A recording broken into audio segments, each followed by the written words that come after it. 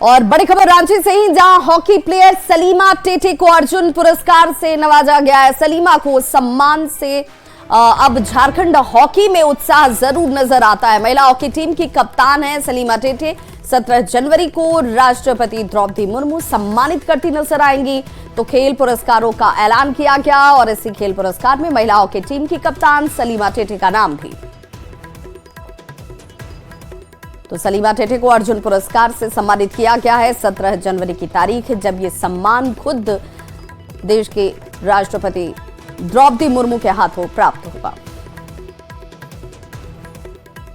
और बाबूलाल मरांडी ने हेमंत सोरेन पर जोरदार हमला किया है। नियुक्ति कैलेंडर जारी करने की मांग करते हुए सवाल जो है कई पूछे गए हैं और ये कहा गया कि हेमंत सोरेन ने पहली कैबिनेट बैठक के बाद 1 जनवरी 2025 से पूर्व जेपीएससी और जेएसएससी परीक्षाओं के लिए नियुक्ति कैलेंडर जारी करने की घोषणा की गई थी। साल का अंतिम दिन भी बीतने को है और देखिए साल का अंतिम दिन बीत चुका है, लेकिन अब तक परीक्षा परिणाम अथवा कैलेंडर जारी करने की बात की कहीं कोई पहल ही नहीं की गई।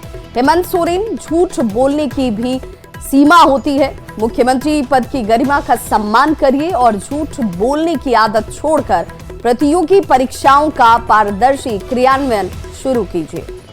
तो बाबूलाल मरांडी के पोस्ट के बाद सियासत इस पर तेज हो चुकी है। जेएमएम ने इसे लेकर जोरदार हमला करते हुए कहा है कि बाबूलाल मरांडी को उन्होंने फूंका हुआ कारतूस कहा। तो कांग्रेस ने कहा कि बाबूलाल मरांडी को एक्सपायरी टैबलेट, कांग्रेस की तरफ से बाबूलाल मरांडी को एक्सपायरी टैबलेट कहा गया, जिस पर बीजेपी ने पलटवार करने में देर नहीं की और कहा कि जेएमएम कांग्रेस के लोगों में संस्कार ही नहीं है। व्याकुल बेचैन क्यों हो जाते हैं बाबूलाल जी?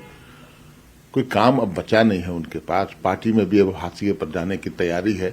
तो सिर्फ ट्वीट करना बेबुनियाद बातों पर, अरे ये आदत छोड़ देनी चाहिए बाबूलाल जी को।